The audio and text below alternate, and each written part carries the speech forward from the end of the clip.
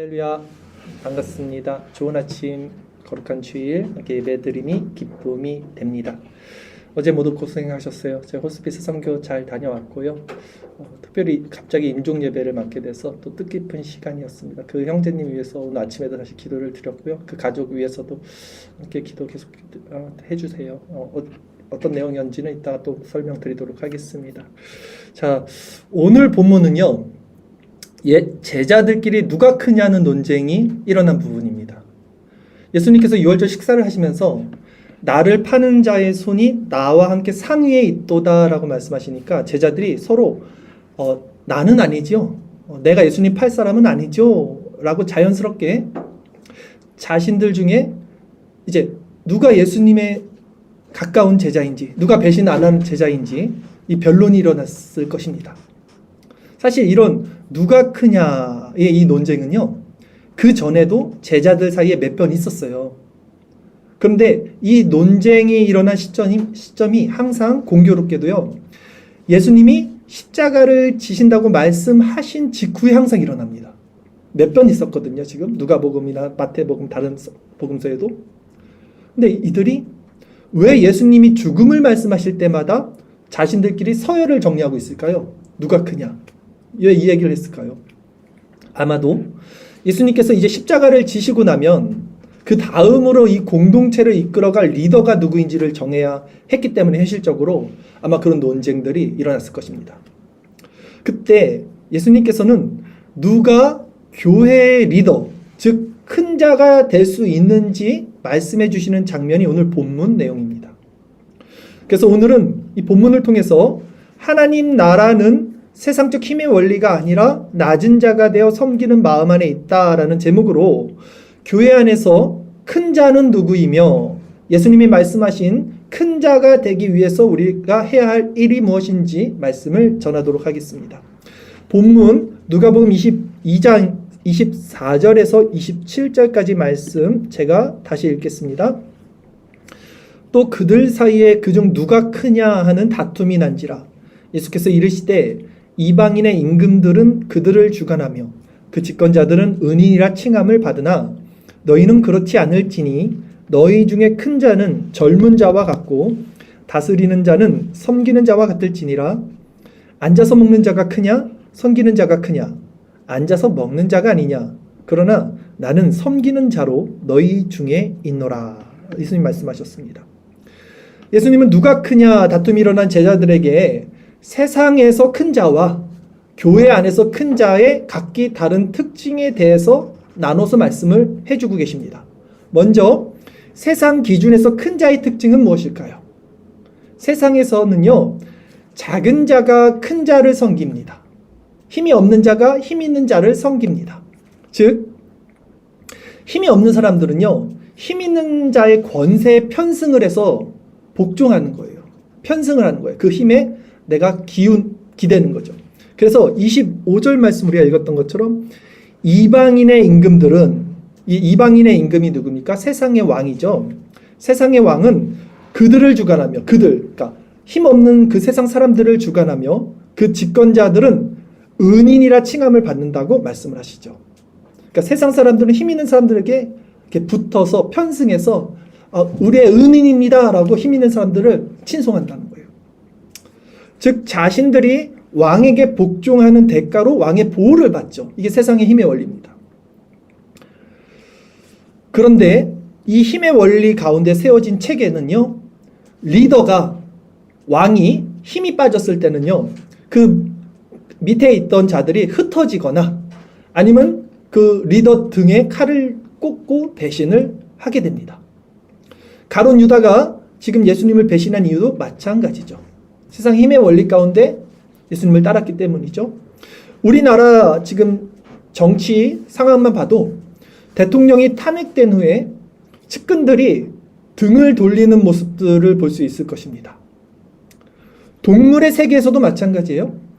가장 강한 숫사자 한 마리가 다수를 통치합니다. 근데 그 사자가 늙고 병들거나 아니면 상처를 입어서 힘이 빠지면 그 무리에서 쫓겨나고 비참한 신세가 돼요. 그러니까 이 힘의 원리는 사실 자연스러운 자연 질서예요, 이게. 가장 원초적인 모습은요, 동물의 세계처럼, 그러기에 이 힘의 원리는 우리 현대 사회에서도 여러 가지 모습으로 그대로 반영돼서 나타납니다. 가장 원초적인 모습은 동물의 세계처럼 힘으로 나타나는 거죠. 그래서 우리가 어린아이들 같은 경우에도 학교에서 이 힘의 원리가 그대로 작용되고요. 특히 남자들 세계에서는, 남자 학생들 세계에서는 더더욱 그래요. 어릴수록 그렇죠. 동물과 같죠, 거의. 그리고 어른이 돼서는요, 이 힘이 어떻게 변합니까? 돈, 그리고 권력, 명예, 이것이 힘으로 작용합니다. 또한 그 사람이 가진 조금 더 고상한 사람들은 어떻게 힘을 추구할까요? 지식, 또 오늘 같은 세상은 정보가 힘이잖아요. 이런 것들이 힘의 원리로 작용될 수가 있죠. 요즘 대기업 간의 AI 선점 전쟁이 엄청나요. 큰 돈을 들여서 먼저 그 AI를 구축하는 그 싸움을 하고 있는 것이 다 힘의 원리 가운데 작용하고 있는 것입니다. 그러게 이 세상 힘의 원리 가운데 세워진 이 리더는요, 피지배층을 이제 보호해주는 대신에, 백성들을 보호해주는 대신에 그들이 자신을 대항하거나 백성들이 자기를 대항하거나 반역했을 때는 어떡합니까? 가차없이 응징합니다. 이제 왜냐하면 그래야 이 힘의 원리 가운데 질서가 지켜지고 자신의 권력이 계속 이어질 수 있기 때문이죠. 그래서 자기 말을 잘 들으면 어떻게 해요? 당근을 주죠. 그리고 말을 잘 안 들으면 채찍을 줍니다. 이렇듯 세상 안에 있는 큰 자들의 특징은요, 힘으로 다수를 통치하고 복종하는 자에게는 상을 주고 보상을 주고 배신자들은 처벌한다는데 공통적인 특징이 있습니다. 맞죠? 이건 누구나 다 인정하는 이 세상의 원리죠. 그러면 이제 예수님께서 말씀하신 힘의 원리, 이 교회 안에 힘을 가진 자의 특징은 어떠한가 살펴보겠습니다. 예수님께서는 너희 중에라고 제자들에게 말했어요. 그러니까 이것은 지금 교회 안에 말하는 거예요. 교회 공동체 안에서 큰 자는 어떤 자와 같다라는 26절 보면 큰 자는 젊은 자와 같다라고 먼저 말씀하십니다. 여기서 젊은 자는 어린아이를 뜻하는 거예요. 다시 말해서 교회 안에서 큰 자는 어린아이와 같이 자신을 낮추고 하나님만을 절대 의지하는 자와 같다. 그 자가 이제 큰 자다라는 것입니다. 또한 예수님께서는 26절에 보면 다스리는 자는 섬기는 자와 같다라고 말씀해요. 다스리는 자는 섬기는 자와 같다. 자, 사실 예수님이요, 세상 만물을 다스리고 계시는 통치자, 주권자, 하나님이십니다. 그런데 예수님은 세상을 섬기는 자로 오셨다라고 말씀하셨고요. 제자들에게 오늘도 27절 말씀 보면 섬기는 자로 너희 중에 있다라고 해요. 나는 섬기는 자로 너희 중에 있다. 자, 그렇다면 예수님이 제자들을 실제적으로 어떻게 섬기셨을까요? 33년 공생애, 그리고 제자들 3년 공생애죠. 33년 인생 중에 3년 공생애 기간 동안 제자들을 부르시고 그들을 어떻게 섬기셨을까 한번 생각을 해봤습니다. 일단 말귀를 알아듣지 못해요, 제자들이. 그렇게 가르쳐도 그렇게 딴짓을 합니다. 그런데 예수님은 정말 오래 참으셔요. 인내하심으로 그들을 섬기십니다. 그리고 그들의 죄를 위해서 결국 십자가에 달려 죽기까지 그들을 섬기셨죠. 나아가서 부활하신 다음에는 배신한 제자들을 일일이 찾아가서 그들을 끝까지 용서하시고 사랑하심으로써 섬기십니다.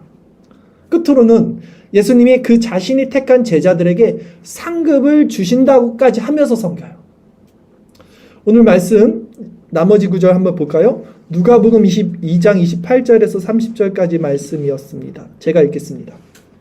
너희는 나의 모든 시험 중에 항상 나와 함께한 자들인즉 내 나라를 내게 맡기신 것 같이 나도 너희에게 맡겨 너희로 내 나라에 있어 내 상에서 먹고 마시며 또는 보좌에 앉아 이스라엘 12지파를 다스리게 하려 하노라. 상급에 대해서 말씀을 해주시는 거예요. 그렇게 섬기시는 거예요. 배신자들을 용서할 뿐만 아니라 상급까지 주겠다고 약속을 하신 것입니다. 이렇듯 교회 안에서의 큰 자는, 이 큰 자의 특징은요, 자신을 낮추고 하나님만을 절대 의지하며 어린아이처럼 또 다스리는 자가 섬기는 자가 된다. 그리고 또 뭐 있습니까? 인내하고 오래 참는 것. 그리고 배신한 자들까지도 용서하고 끝까지 사랑한다. 이것이 세상과 다른 교회 안에서 큰 자의 기준이다 라는 것이죠. 세상 권세와 교회 권세의 다른 점이 바로 이 부분이에요. 세상에서는 아까 배신자를 어떻게 한다 그랬어요? 처벌을 해요. 다시는 이 자신의 그 권세에 도전하지 못하도록 아주 그냥 싹을 잘라버리죠. 그러나 교회는 그렇지 않아요.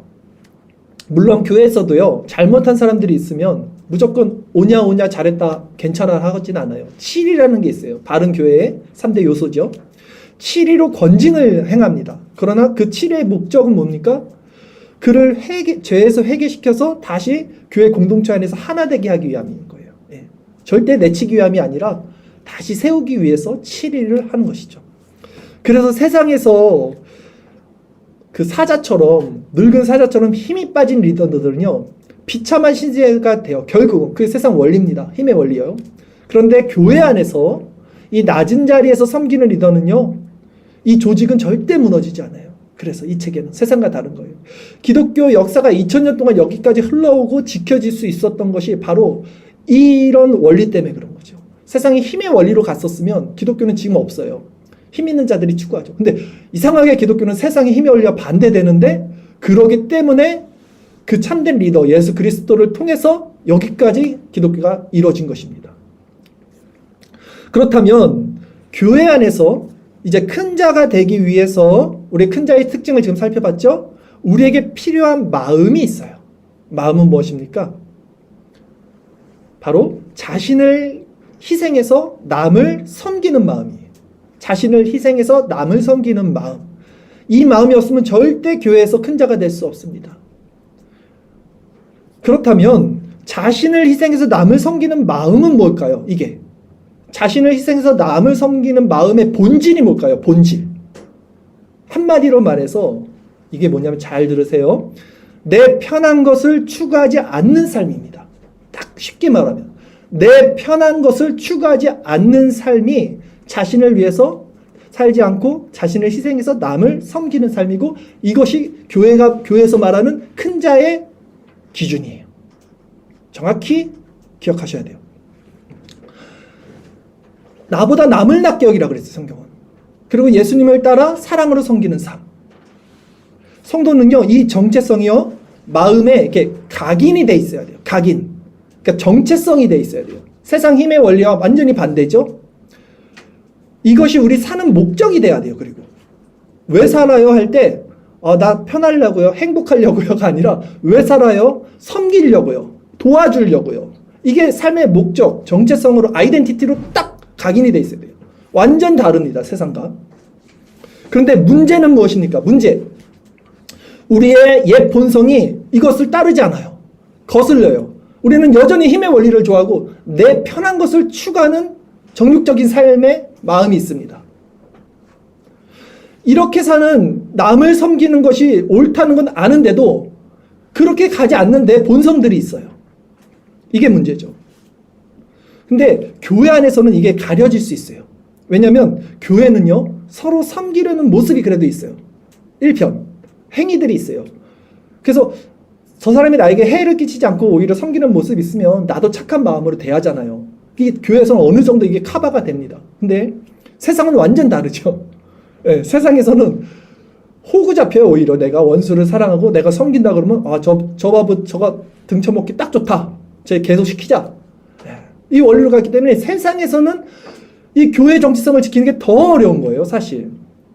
그러기에 내 편한 것을 추구하지 않고 다른 이들을 섬기기 위해서 우리에게 가장 필요한 것은 뭐냐면요, 지성의 올바른 세워짐입니다. 지성은 뭐냐면요, 지각이라고 해요. 이건 지각. 지각이 바로 세워져요. 이게 가장 중요해요. 이것이 왜 성도의 삶에 가장 중요한지 제가 이제부터 말씀을 드릴 겁니다. 히브리서 5장 12절에서 14절 말씀 한번 볼까요? 히브리서 5장 12절 14절 말씀을 제가 읽겠습니다. 때가 오래되었으므로, 여러분들도 때가 오래되었죠? 예수님 믿은 때가. 너희가 마땅히 선생이 되었을 터인데 너희가 다시 하나님의 말씀의 초보에 대하여 누구에게서 가르침을 받아야 할 처지이니, 단단한 음식은 못 먹고 젖이나 먹어야 할 자가 되었도다. 이는 젖을 먹는 자마다 어린아이니 의의 말씀을 경험하지 못한 자요 단단한 음식은 장성한 자의 것이니 그들은 지각을 사용함으로 연단을 받아 선악을 분별하는 자들이니라. 요 말씀이 뭔지를 한번 살펴보도록 할게요. 자, 여기서 지금 단단한 음식은 무엇을 경험한 자의 것일까요? 단단한 음식이 나오죠. 담단한 음식은요, 13절에 어떻게 말하냐면 의의 말씀을 경험한 자의 것이라 그래요. 의의 말씀을 경험하지 못한 자요 단단한 음식은 장성한 자의 것이라 그랬죠. 그러니까 의의 말씀을 경험해야지 단단한 음식을 경험한 거예요. 이해 가시죠? 그래서 의의 말씀을 경험한 자들은요, 이제 무엇을 사용한다고 말합니까? 14절에 보면 그들은 지각을 사용한다 그랬어요. 그러니까 먼저는 의의 말씀을 경험하는 것, 그리고 의의 말씀을 경험하면 이제 그들이 지각을 사용한다는 거예요. 지각이 세워져야 된다 그랬죠. 이게 가장 중요하다 그랬죠. 그러면 지각을 사용하는데, 지각을 사용하면 끝이 돼야 되는데, 지각을 사용함으로써 그들이 무엇을 받는다 그래요? 연단을 받는다 그래요. 그럼 이 연단은 또 뭐예요? 지각을 사용하면 끝날 줄 알았는데, 의의 말씀을 딱 보고 지각을 세우면 끝나는 줄 알았는데, 지각을 사용해서 연단을 받는다 그래요. 그리고 선악을 분별한다 그래요. 그 연단을 받는다 그랬어요. 자, 이게 무슨 말일까? 인간의 마음은 지성, 감정, 의지로 구성되어 있죠. 지성이 지각입니다. 감정이 우리 정서예요. 의지, 이 3요소예요. 여기서 의의 말씀을 통해서 세워져야 되는 부분은 이 세 요소 중에 어느 지점일까요? 의의 말씀을 통해서는 지성이 세워지는 거예요. 무조건. 지각, 지성. 그러면 바른 지성, 이 지각이 말씀을 통해서 세워졌어요. 그러면 이 자들이 받는 연단이 무엇이냐는 거예요, 지금.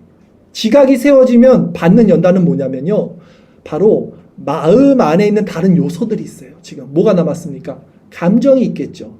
의지가 있겠죠. 얘네들 때문에 연단을 받는 거예요, 여러분. 이 얘기입니다. 왜냐하면 지각이 말씀을 통해서 바른 기준을 우리에게 제시를 합니다. 이렇게 율법을 통해서, 말씀을 통해서, 설교를 통해서. 근데 우리 부패한 마음에 감정이란 요소가 있어요. 그리고 의지란 요소가 있습니다. 얘네들이 이 지성을 따라가지 않으려고 해요. 그리고 여전히 죄된 본성을 가지고 있기 때문에 이것이 연단이라는 거예요. 그래서 지성을 갖지 못한 자들은 연단을 안 받아요. 그냥 미친 마음을 따라다녀요, 이 사람들. 그냥 감정적으로 신앙생활해요. 그러니까, 그리고 의지적으로 해요. 그냥 자기가 믿고 싶으면 믿는 거야. 그냥 마이웨이 가는 거야, 그냥 막. 자기 의지. 근데 지성을 바로 가진 사람들은 이제 연단을 받아요. 그 사람들만. 내 마음을 보니까. 그래서 중요한 것은 뭡니까? 먼저, 말씀을 통해서, 의의 말씀이죠. 지각을 세우는 거라니까요. 지성을 바로 세워야 돼요. 그래서 오늘 설교는 정말 이 지성을 세울 수 있는 사람들이 듣고 성화의 열매를 맺는 설교입니다. 자연인들은 지성을 세우지 못하기 때문에 그 아주 미약한 양심으로 이 말씀을 들을 수밖에 없기 때문에 사실 어려울 수 있어요. 네, 여러분 잘 들으세요. 이 말씀을 통해서요, 성경 말씀을 통해서 우리의 지성, 지각이 딱 기준을 딱 정해줍니다. 우리에게 무엇이 옳은지. 그러면 어떻게 해야 되냐? 내 감정이 있죠, 지금. 그리고 내 의지가 있죠. 이것이 그 지성을 좋아하지 않아요. 그래도 내 의지와 그러니까 그 지성이 정한 그 기준이 내 의지와 감정을 끌고 가야 돼요. 내 의지가 그 지성이 정한 기준에 발동이 되지 않는다니까. 의지가 일어나지 않아요. 그래도 성도는 지성을 따라가야 돼요. 무조건. 지각을 따라가야 되는 거예요. 신앙생활은 감정이 아니고 지성으로 하는 거예요. 우선순위가 지성이에요. 물론 감정도 들어가 있지만 절대 우선순위가 바뀌면 안 돼요. 왜냐하면 만약 우리가 신앙에 감정이 먼저 기준이 돼서 신앙생활하면 어떻게 되냐면, 이 감정이라는 것은요, 옳고 그른 기준을 갖고 있지 못해요. 그냥 감정이잖아요. 옳고 그른, 선악을 분별하는 건 오직 지성이 하는 거예요. 근데 감정이 먼저 기준을 딱 잡고 신앙생활을 하면 옳고 그름을 판단할 능력이 없기 때문에 이 사람은 그냥 내 감정에 좋으면 좋은 거, 내 감정이 싫으면 싫은 그런 신앙생활을 하게 돼요. 이 세상 자연인들의 원리죠. 그대로. 오늘날 그렇게 신앙생활하는 사람들이 교회 안에 얼마나 많은지 몰라요. 사실. 왜 그래요? 지성이 세워지지 않았어요. 참된 말씀과 교리로 이 말씀의 체계가 마음 가운데 없기 때문에 그저 감정적으로 신앙생활하는 거예요. 사람들이. 그리고 의지도 마찬가지예요. 또 한 부류가 있죠. 오늘날 교회 안에서. 의지로만 신앙생활하는, 의지가 먼저 가는 사람들. 근데 이 의지도 지성보다 앞서면 어떤 문제가 일어나냐면 신앙이 열심히 있어요. 의지 있는 사람들은. 의지가 있으니까 의지가 열심이잖아요. 근데 향방 없는 열심이에요. 이건. 향방 없는 열심. 고지를 점령했는데 여기가 아닌가 봐. 이래버리는 거예요. 큰일 나는 거예요. 나중에 하나님 나라 갔더니 난 너를 모른다 돼버리는 거예요. 이 의지를 갖고 있는 사람들은. 지성이 먼저 잡아줘야 돼요. 무조건. 그러기에 여러분 모든 것은 하나님의 주권 안에 있어요. 이게 지성을 가진 사람들이 가지고 있는 마인드입니다. 하나님의 주권. 모든 것은 하나님의 주권이다. 그런데 하나님의 주권 안에 있지만 신앙에 있어서 우리 성도가 해야 할 의무와 책임은 뭐냐면 바로 내 감정과 의지를 지성에 복종시키는 거예요. 이게 우리 책임과 의무입니다. 아시겠어요? 이게 본질이에요. 이 원리를 알아야지 변화가 돼요. 사람이. 그냥 무조건 해, 복종해, 섬겨, 순종해 이래버리면 내 마음이 지금 어떻게 흘러가고 있는지, 내 마음의 요소가 무엇인지, 지성과 의지와 감정이 어떻게 조화가 되고 어떻게 나눠지는지 모르는 사람들은 그냥 신율주의로 가는 거예요. 그냥 순종하라니까 순종하는 거예요. 자기 의지로. 자, 다시 한번 말씀드립니다. 신앙에서 우리가 해야 할 의무와 책임은 뭡니까? 내 감정과 의지를 지성에 복종시키는 거. 신앙생활은 이것을 배우는 거예요. 이게 신앙생활이에요. 이것이 신앙의 본질입니다. 우리가 이 의무와 책임을 다 할 때 내 감정과 의지를 하나님의 말씀인 지성에 복종시킬 때 그 순종이라 그러죠. 그 순종하는 마음 위에서 하나님의 역사가 일어납니다. 이걸 정확히 알고 계셔요. 하나님 왜 날 안 도와주시지? 하나님의 은혜가 언제 임했는지 성경을 자세히 보세요. 순종을 통해서 역사하십니다. 그 순종에는 하나님의 주권이, 하나님의 주권적 섭리가 다 가지고 있지만 분명히 인간의 책임과 역할, 순종의 마음이 일어날 때 그 위에 하나님의 역사가 일어나는 거예요. 성경을 통해서 그 부분을 한번 살펴볼게요. 역대하 31장 21절 말씀입니다. 제가 읽겠습니다. 그는 무슨 일을 하든지 하나님의 전에 섬기는 일이나 율법이나 계명에 있어 마음을 다하여 행하여 형통하였더라 라고 하죠.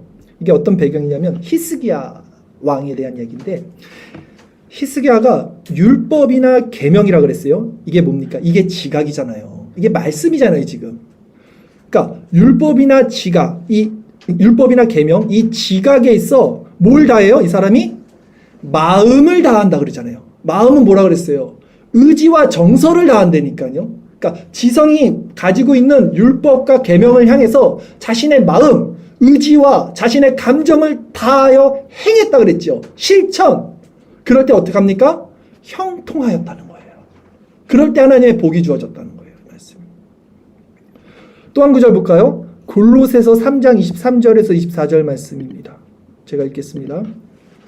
무슨 일을 하든지 사람에게 하듯 하지 말고 주께 하듯 하여 마음을 다하여 하라. 이는 기업의 상을 주께 받을 줄 아나니 너희는 주 그리스도를 섬기느니라. 골로새 교회에게 바울이 말을 합니다. 마음을 다하여라 그래요. 여기서도 마음을 다하여 여러분의 의지와 감정을 다하라는 거예요. 다하여 사람에게 하듯 하지 말고 주께 하듯 하라. 어떤 일을? 무슨 일을 하든지. 그래서 마음을 다하여 이웃을 사랑하고 섬기는 것을 주께 하듯 하는 것이 어떤 상을 받아요? 기업의 상을 받는다. 하나님 나라예요. 기업은. 천국 구원받는다는 거예요. 그러니까 우리는 은혜의 방편을 통해서 의의 말씀을 경험하는 겁니다. 은혜의 방편은 지각을 세우는 거예요. 지각. 그리고 그 말씀이 기준이 되어 그 지각, 지성이 말하는 바를 내 감정과 의지를 복종시켜서 기업의 상, 즉 천국 구원을 받는다는 거예요. 히브리서 6장 11절 12절 말씀 제가 다시 한번 읽겠습니다. 우리가 간절히 원하는 것은 너희 각 사람이 동일한 부지런함을 나타내어 끝까지 소망의 풍성함을 이르러 게으르지 아니하고 믿음과 오래 참음으로 말미암아 약속들을 기업으로 받는 자들을 본받는 자 되게 하려는 것이니라고 말씀합니다. 우리가 간절히 원하는 건 무엇입니까? 부지런한 것, 게으르지 아니한 것. 이게 다 감정의 영역 아닙니까? 의지의 영역 아닙니까? 이것을 가지고 오래 참는 거예요. 이게 다 마음의 영역 아닙니까? 그래서 뭘 받으려고 하는 거예요? 약속들을 기업으로 받는 자들을 본받게 한다는 거예요. 우리 믿음의 선진들은 무엇을 약속으로 기업으로 받았습니까? 하나님 나라예요, 이거는. 네. 그러니까 제가 이렇게 신앙생활을 하고 말씀을 전하다 보니까 신앙에 있어서 제가 다른 아르미니우스 주의에 가서는 이런 설교를 못해요. 한 적도 없고 할 수도 없어요. 왜냐하면 이렇게 말하면 그들은 더 열심히 합니다. 이제 정말 열심히 섬겨서 그 말 하면 안 돼요. 그 사람들한테. 근데 하나님의 주권, 그러니까 지각이잖아요. 하나님의 주권. 지각과 교리로 딱 세워진 사람들에게는 이런 말씀을 이제 해야 돼요. 이게 신앙의 균형이 되는 거예요. 여러분. 주권만 정확히 세워진, 지각만 세워진 사람들은 의지와 감정이 너무 연약해요. 하나님이 주권이니까 다 해주실 거야 하면서 움직이질 않아. 스스로는. 하나님이 주권이니까. 말은 맞는 것 같은데 뭔가 이상하잖아요. 성경을 세세하게 면밀하게 분석해보면 그렇지 않거든요. 분명히 순종의 마음이 있어야지 하나님이 역사하시거든요. 자, 신앙에 있어서 자유를 말하면 사람들은 방종으로 그 의지와 감정이 치닫게 돼요. 그래서 왜냐하면 그가 단단한 음식은 먹지 못하고 젖을 먹는 자라는 거예요. 예전에 제가 부교육자 할 때 주일 일부 설교를 이제 가끔씩 할 때가 있어요. 어른들. 근데 제가 어떤 설교를 했었냐면 예전에 이거 설교에서 한번 말씀드렸는데 그 술 먹고 담배 피는 거 그거 죄의 본질이 아닙니다. 이렇게 말씀드렸어요. 그게 죄의 본질이 아니잖아요. 술 먹는다고 지옥 간다. 뭐 담배 핀다고 지옥 간다. 이게 아니잖아요. 그래서 그 원리를 말씀드리려고 술 먹고 담배 피는 거 죄의 본질이 아닙니다. 그리고 그런 것들은 각자 마음에 정한 대로 하시면 돼요. 이렇게 써요. 성경에 있거든요. 신약에. 각자 마음에 정한 대로 하시면 됩니다. 하니까 평소에 진짜 인사도 안 하시고 뻣뻣하셨던 그 중년 그 남성분들이 이제 예배 끝나고 가시면 이제 앞에서 인사 다 드리잖아요. 가시면 저한테 악수를 하면서 다들 설교 은혜 받았다고 오늘. 그렇게 뻣뻣하셨던 근엄하셨던 분들이 저는 처음에 왜 그런지 몰랐어요. 한두 분이 아니었어요, 진짜. 은혜 받았다는 거야, 나보고. 악수를 막 하면서. 생각해보니까 이 사람들이 지금 오해를 한 거예요.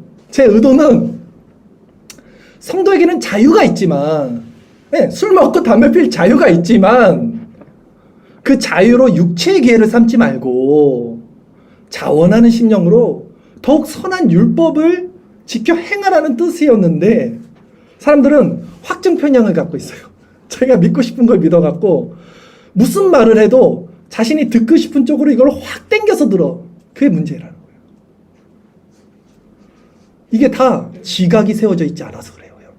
아세요? 이게 다 지각이 없어서 그런 거예요. 다 그냥 감정과 의지로 말씀을 들으니까 자기가 듣고 싶은 대로 듣고 자기 감정이 원하는 대로 행동하는 거예요. 갈라디아서 5장 13절 말씀입니다. 주일설교 말씀 구절 제가 읽겠습니다. 형제들아, 너희가 자유를 위하여 부르심을 입었으나 그 자유로 육체의 기회를 삼지 말고 오직 사랑으로 서로 뭐래요? 종노릇하라. 교회에서 큰 자가 누구라 그랬습니까? 섬기는 자, 낮은 자, 자기 유익을 구하지 않는 자, 종노릇하는 자. 왜? 예수님이 그렇게 오셨기 때문이다. 그러므로 여러분이 진정 구원받기를 원하신다면 이 세상을 살면서도 그리고 또 진정 마음의 평안을 원하신다면 평안 가운데 살기를 원하신다면 자신을 위해 살지 마시고요. 나를 희생해서 다른 이들을 섬긴다는 이 정체성 이거를 날마다 여러분 마음에 새기면서 살아가야 돼요. 여러분의 그 마음에 있는 지성에 여러분이 그렇게 살기 싫어하는 이 감정과 의지를 날마다 복종시키면서 살아야 돼요. 그것이 예수님의 가르침이에요. 그리고 이것이 성경이 말하는 가장 본질적인 핵심 중의 핵심입니다. 이게 황금률이거든요. 그래서 그 낮은 마음으로 여러분들이 아이덴티파이가 돼갖고 가정에서도 섬기셔야 되고요. 교회에서는 당연히 섬기셔야 되고요. 사회, 직장, 밖에 인간관계, 자연인들, 악인들까지도 섬기셔야 돼요. 이게 정체성이 바뀌지 않으면 절대 그렇게 하지 못해요. 율법으로 하다가 못해요. 이 정체성으로 바뀌어야 돼요. 내 편한 대로 사는 것이 죄다 라는 이 말씀을 각인처럼 마음에 새기고 있어야 돼요. 딱 이걸 갖고 있어야 돼요. 내 편한 대로 사는 것이 죄다. 여러분 마음의 감정이, 의지가 자기를 위해서 꿈틀대요. 계속 꿈틀댈 겁니다. 그럴 때마다 그 마음을 붙잡아서 어디에 복종시켜요? 지성에 복종시켜야 돼요. 여러분, 근데 이게 언제 이루어지는지 아십니까? 이것이요, 여러분들이 실제 고통을 받아야 돼요. 그러니까 이 말씀을 알겠어요. 지금 지성이 말하는 게 맞다는 걸 알겠어. 이웃을 내 몸같이 사랑하는 게 정답인 걸 알겠어. 근데 내 감정과 의지가 여전히 살아서 그걸 말씀대로 못 따라가는 삶을 살잖아요. 거기서 오는 비참함이 있잖아요. 이 비참함과 고통이 죽음을 넘어서야 돼요. 정말 그 고통을 정말 여러분들이 누려야 돼요. 이거는 끝없는 그 고통을. 그래서 그 마지막 지점까지 가면 이제 아이덴파이가 됩니다. 정체성이 안 바뀔 수가 없어요. 그게 십자가에 죽는 거예요. 실제적으로. 그래서 존재가, 왜냐면 내가 내 유익을 위해서 사는 게 이제는 고통스러운 거예요. 더. 내 유익을 위해서 살았던 게 만족이 되는 게 아니라 너무나 내 마음에 평안이 없는 거예요. 이제는. 근데 이제 내가 하나님의 말씀, 그 지성에 내가 십자가에 못 박고 내 의지와 감정을 복종시켜서 실제적으로 오늘은 누구를 도와야 되지? 오늘 어떻게 섬겨야 되지? 이 마음으로 하루를 살아갈 때 그 마음에 하나님의 역사가 일어나고요. 그 순종하는 마음에 은혜가 주어지고요. 우리 마음에 평화가 일어나고요. 신앙의 성장, 성화가 일어납니다. 이런 원리와 가정을 교회에서 여러분들이 설교를 들으셔야지 되는 거예요, 사실. 네. 그러기에 그렇게 하기 위해서는 이제 이 모든 가정에 우리가 다다르기 위해서는 부단히 어떻게 해야 됩니까? 먼저 가장 중요한 것부터 체크해 드릴게요. 날마다 은혜의 방편을 공급받기에 힘써야 됩니다. 왜냐하면 말씀을 통해서 지각이 세워진다는 거는요, 날마다 해야 돼요. 우리의 의지와 감정은, 왜냐하면 계속해서 다른 길로 가니까. 그래서 우리가 깨어 있으라 그러죠. 쉬지 말고 기도하라 그러죠. 성경이 왜 괜히 말합니까? 그것이 그리스도 안에 있는 그것이 그리스도 예수 안에서 너희를 향한 하나님의 뜻이라 그러죠. 쉬지 말고 기도하라. 깨어 있어라. 너의 감정과 의지를 굴복시키라는 거예요. 말씀에, 지성에. 그렇게 하지 않으면 우리는 날마다 내 편한 것을 추구하는 존재적 죄인이니까.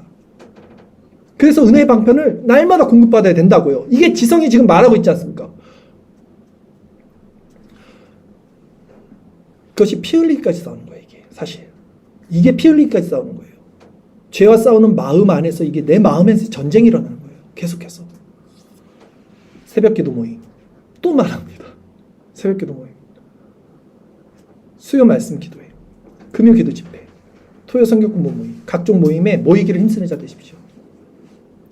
그것이 내 감정과 의지에 부합하지 않아도 지성이 그것이 옳다고 하는 길에 교회가 함께, 교회 공동체가 함께하는 일에 여러분들이 따라가는 것이 신앙이죠. 바른 말씀이라는 것을 알면서도 따르지 않는다면 그것은 여전히 내 감정과 의지를 따라 사는, 성경이 아까 뭐라 그래요? 젖을 먹는 신앙이라고 그러죠. 어린아이 같은 아죠. 그 하나님을 따르는 어린아이 말고요. 신앙이 연약한 그 젖을 먹는 신앙인 거예요. 다시 왜 초보로 돌아가느냐 그러잖아요. 바울이. 이제 선생이 돼야 될 그 시점인데.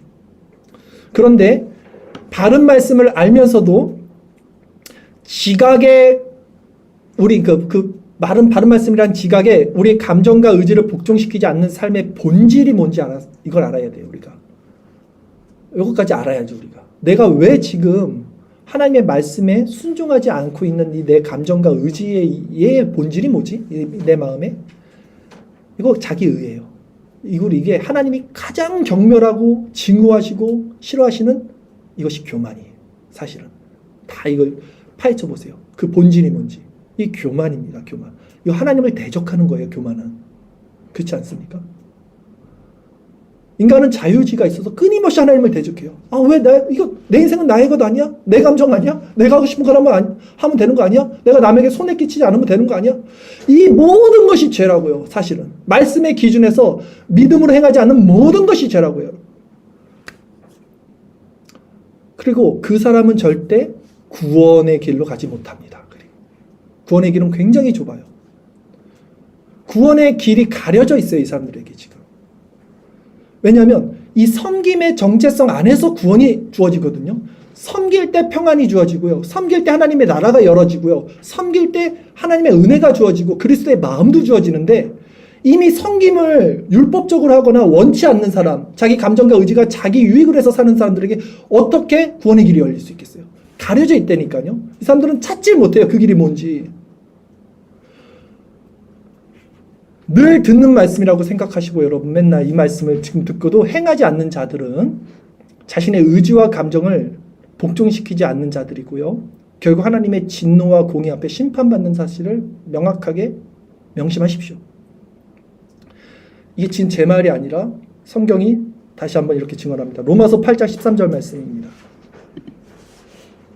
같이 제가 읽겠습니다. 너희가 육신대로 살면 반드시 죽을 것이로되 영으로서 몸의 행실을 죽이면 살리니. 아멘. 여기서 지금 주체가 누구예요? 하나님의 주권이니까 하나님이 다 해주실 거예요? 아니요. 분명히 우리의 책임과 의무에 대해서 말하고 있어요. 너희가 육신대로 살면 반드시 죽을 것이되. 그러니까 그 무슨 말인지 아시죠? 근데 영으로서 몸의 행실을 죽이면, 그러니까 우리에게 지금 당부하고 우리에게 지금 책임을 말하고 있는 거예요. 우리의 의무에 대해서 말하고 있어요. 그렇게 하면 살리니.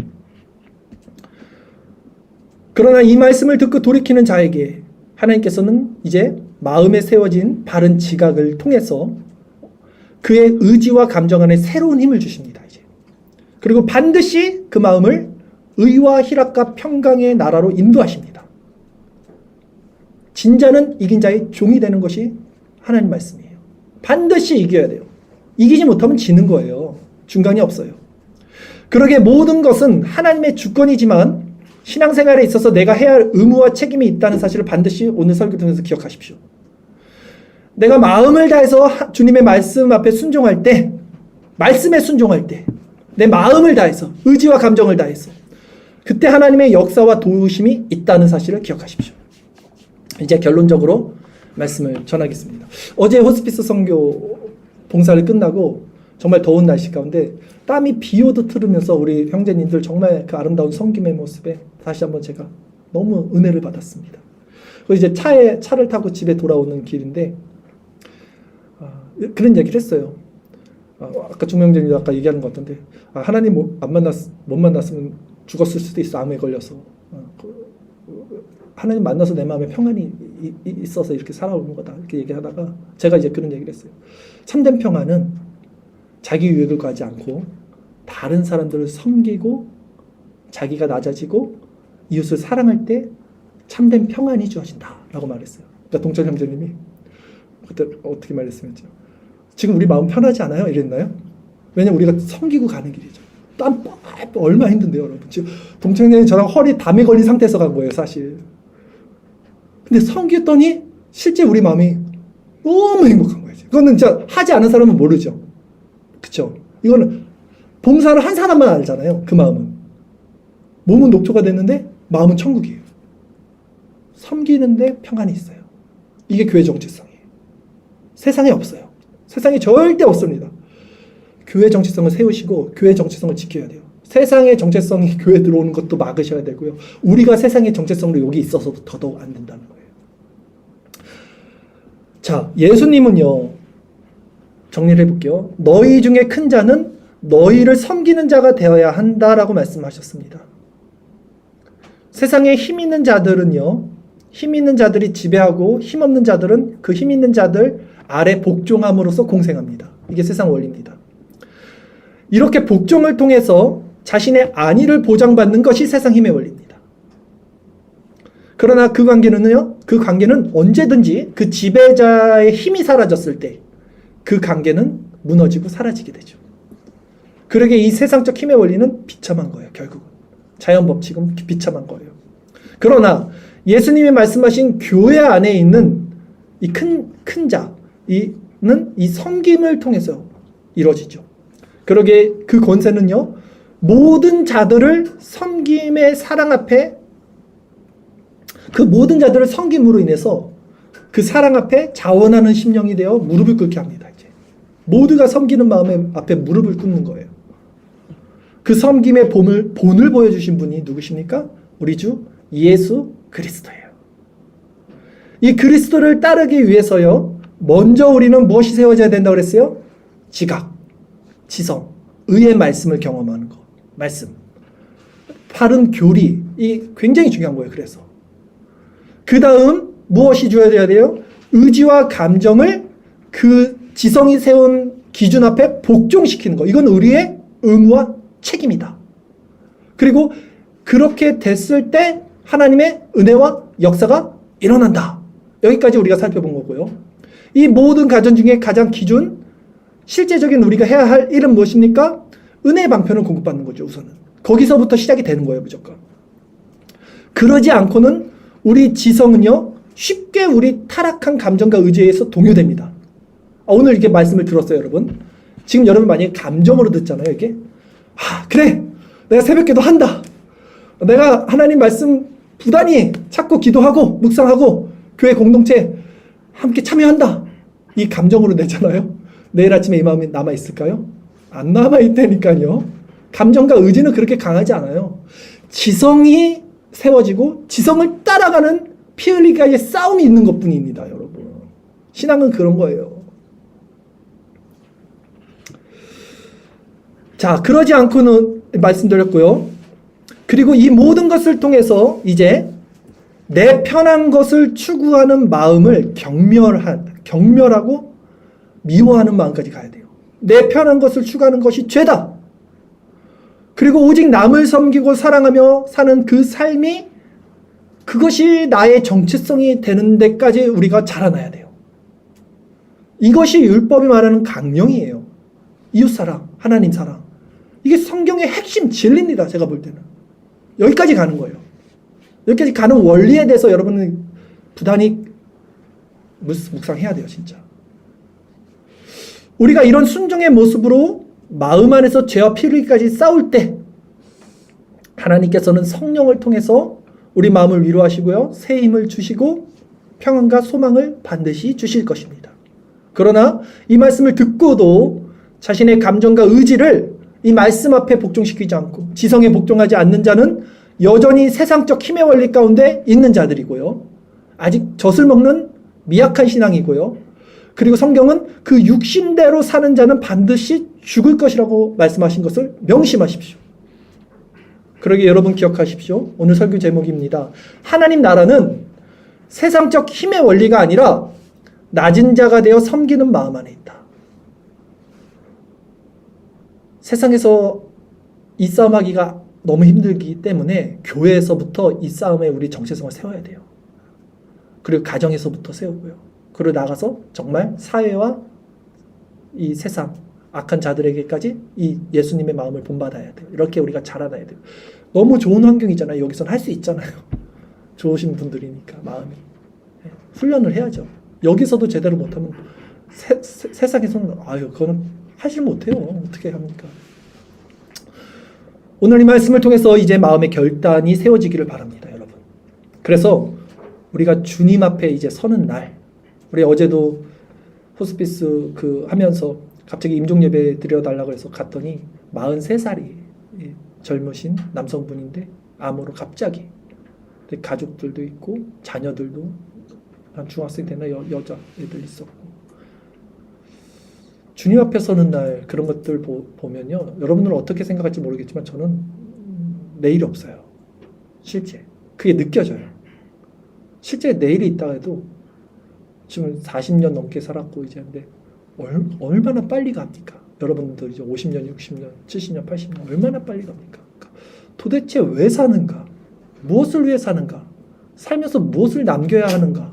어떤 삶이 가장 진정 가치 있는 삶인가를 한 번씩 생각해 보셔야 돼. 이제 우리는 어렸을 때야 그냥 내 편한 거 먹고 마시고 재밌는 게 최고지만 이제 그런 나이는 다 끝났으니까 우리에게 아직 뒤에 계신 분 아직 젊으셔갖고